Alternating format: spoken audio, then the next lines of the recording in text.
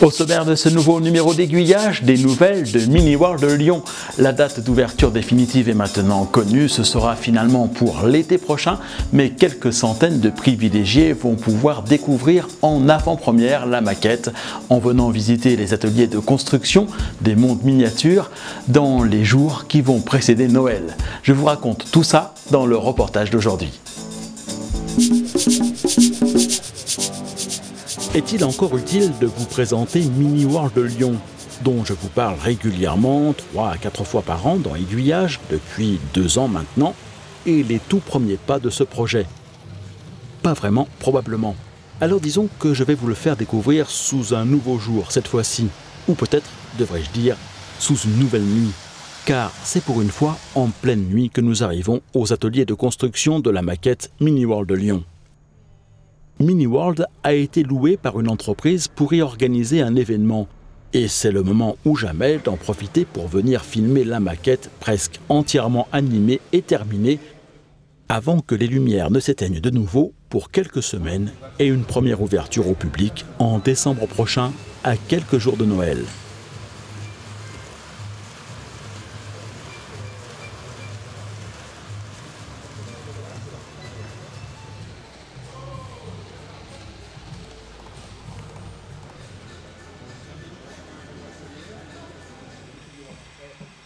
C'est le 3e et dernier module en cours de construction qui a le plus avancé depuis notre dernière visite.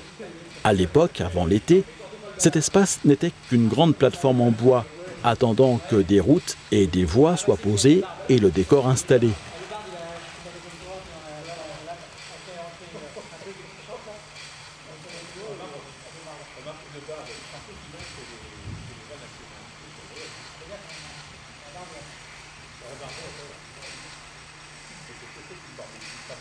Comme vous pouvez en juger par vous-même, c'est maintenant chose faite.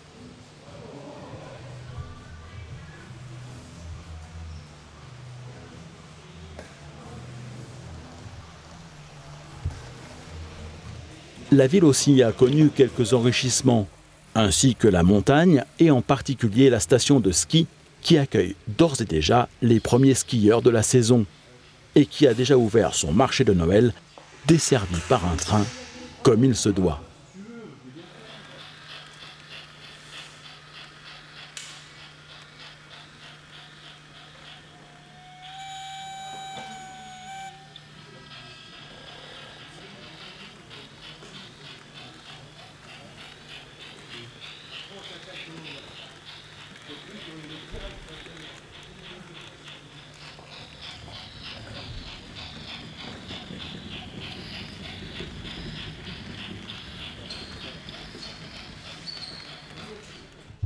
Mais passons de l'autre côté du massif montagneux qui domine les ateliers de construction de Mini World, du haut de ses 4,20 m, pour retrouver Jean-Marc Arté, le chef de projet, alors que Émilie et Gilda s'affairent à décorer les derniers mètres carrés de la maquette qui ne le sont pas encore.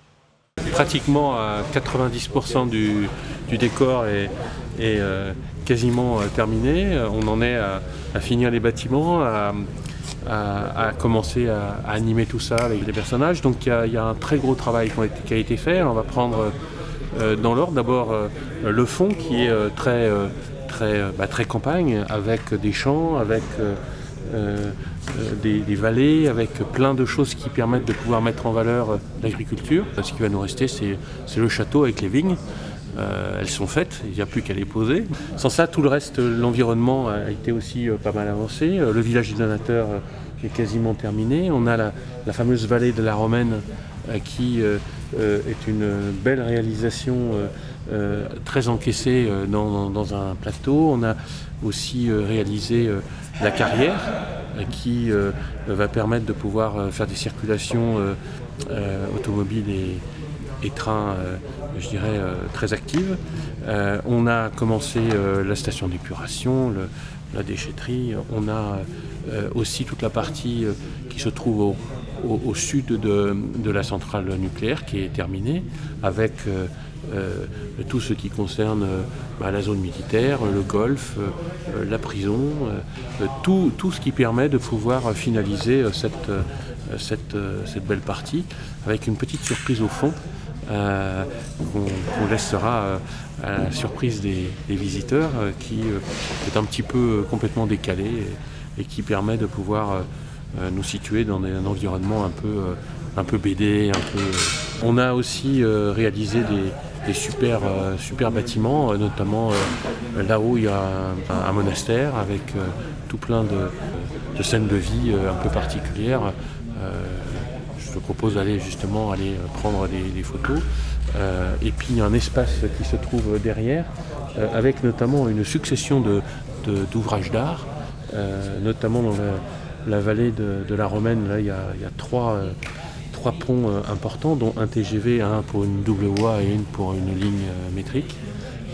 Et puis là-bas, un pont un peu particulier qui fait quand même 3,50 m, une voie TGV avec un rayon de courbure très grand. Pratiquement, on a sur 3,50 m un écart de 5 cm, ce qui fait une courbure particulièrement sympathique qui plaira à tous les modélistes ferroviaires.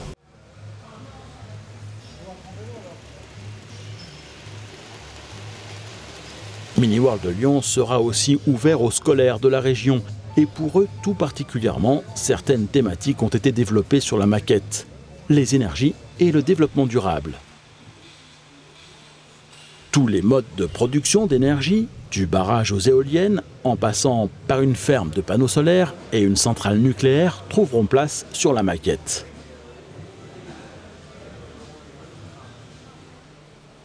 À quelques semaines de l'ouverture au public, et même si les trois mondes sont maintenant bien en place, les maquettistes ne vont pas manquer de travail. Alors les maquettistes vont finaliser bien évidemment les quelques décorations qui nous restent. Il y a pas mal de câblage à faire sur les bâtiments qui sont en cours. Il y a les tests qui sont en cours de réalisation. On a déjà pratiquement sur nos réseaux de train, on a déjà 3 réseaux sur 4 qui sont déjà testés. Il nous reste à tester les deux parties qui sont les plus complexes, c'est les voies de montagne et la voie métrique. Mais sans ça, tout le reste est en total fonctionnement.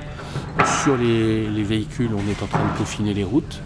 On a quelques petits ajustements à réaliser, notamment pour fiabiliser les routes, parce que c'est la fiabilisation qui risque aujourd'hui d'être le plus important pour faire en sorte que derrière on n'ait plus tout à s'en occuper. Et puis le reste, c'est de rajouter des petits personnages qui va faire que on a la prétention de faire en sorte que tous les mètres linéaires de barrières où les gens vont aller, on estime qu'il faut qu'ils soient au moins intéressés sans s'ennuyer, au moins pendant 2 à 3 minutes, ce qui est un challenge qui est quand même loin d'être négatif. Chaque mètre carré de la maquette a ainsi été conçu pour offrir un spectacle complet aux visiteurs.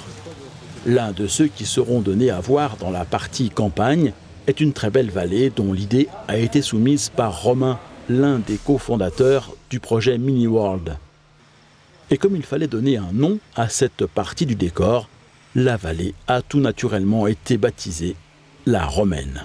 Oui, enfin quand effectivement on avait un peu réfléchi avec Jean-Marc, Richard et le reste de l'équipe à ce qu'on mettrait dans cette campagne, voilà, j'avais soumis l'idée d'avoir une belle rivière relativement imposante qui fasse une jolie gorge. Et voilà, du coup ils ont décidé de la baptiser la Romaine, donc voilà. Chez Mini-World de Lyon, Romain s'était occupé au tout début d'organiser une campagne de financement participatif qui a largement contribué à faire connaître le projet. Ces jours-ci, il se charge de l'organisation de l'ouverture des portes des ateliers de construction de Mini-World. On va exceptionnellement ouvrir notre atelier au public pendant 5 jours au mois de décembre, donc 17, 18, 19 et 21, 22 décembre. Et donc pour se procurer, on va dire, ces places en avant-première, il faudra effectivement aller sur la plateforme Ulule. Donc on avait déjà précédemment fait une campagne de financement participatif via cette plateforme. Ça devait être en 2013, je crois, où on proposait à toutes les personnes qui souhaitaient soutenir le projet de devenir notamment propriétaires d'un emplacement de camping, d'une maison, etc. Donc voilà, on va réitérer. Et certaines des contreparties seront donc ces billets exceptionnellement mis en vente. Et puis il y aura de nouveau des maisons, de nouveau des appartements, et puis quelques autres petites choses comme ça qui sera possible d'acquérir. Car les places disponibles au moment de la première campagne sont très vite parties. Mais des demandes continuaient à arriver à Mini-World de Lyon. Le camping est complètement plein, par exemple. On n'a plus de tentes, plus de caravanes disponibles. Néanmoins, il reste quelques commerces, il reste des appartements. Et puis on va trouver de nouvelles choses à proposer. Voilà, donc cette campagne de financement devrait être mise en ligne, je pense, dans le courant du mois d'octobre. Et puis pour une durée de 2 mois et demi à peu près, jusqu'à mi-décembre ou fin décembre. 1500 personnes pourront ainsi venir visiter la maquette de Mini-World de Lyon durant ces quelques jours d'ouverture exceptionnelle. Ils pourront tout voir, mais dans une configuration un peu différente de la définitive.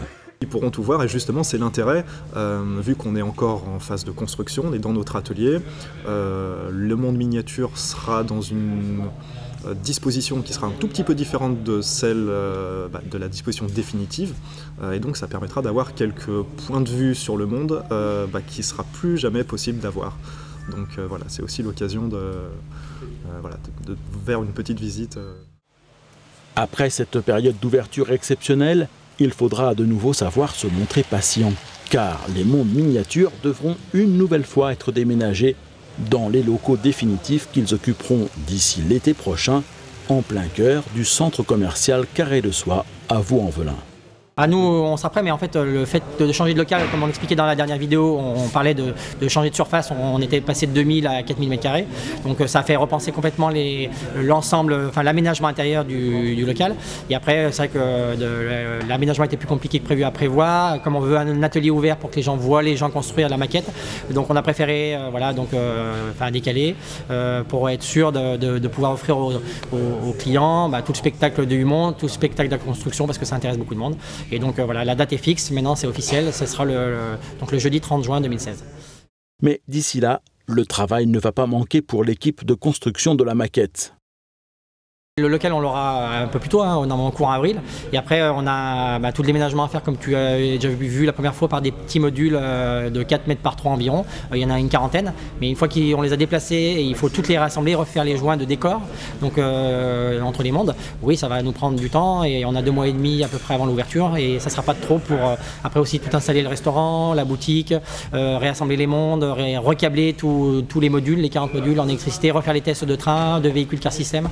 Donc, il y a un vrai travail de titan, et je pense que dans les 2 mois qui viennent, même si on a 2 mois, on va dormir sur place avec toute l'équipe, parce qu'il y aura vraiment beaucoup de travail.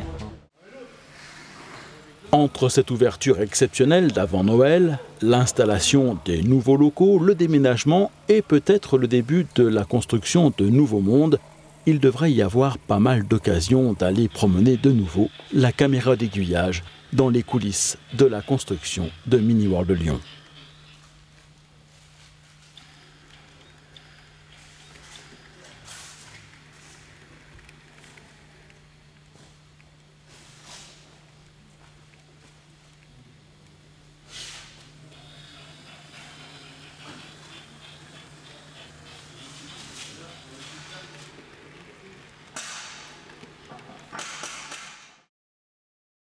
La semaine prochaine dans Aiguillage, nous irons faire un tour en Normandie, dans la presqu'île du Cotentin. Vous y découvrirez le lavoir de la mer Denis. Si, c'est bien vrai. Les plus anciens comprendront. Mais plus sérieusement, nous emprunterons le train touristique du Cotentin, qui relie Carteret à Port-Bail les dimanches et jours de marché.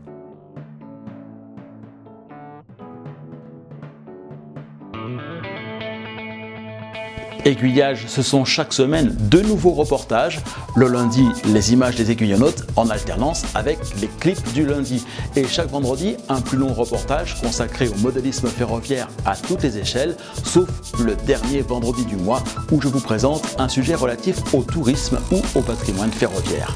Pour être sûr de ne rater aucun de ces prochains épisodes, abonnez-vous à la chaîne YouTube d'Aiguillage et à sa newsletter en vous rendant sur le site www.aiguillage au pluriel aiguillonaude.eu et devenez un aiguillonnaute PIP.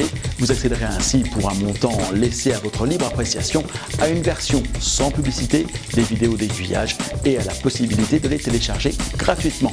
Vos contributions sont intégralement réinvesties dans la production de nouveaux reportages.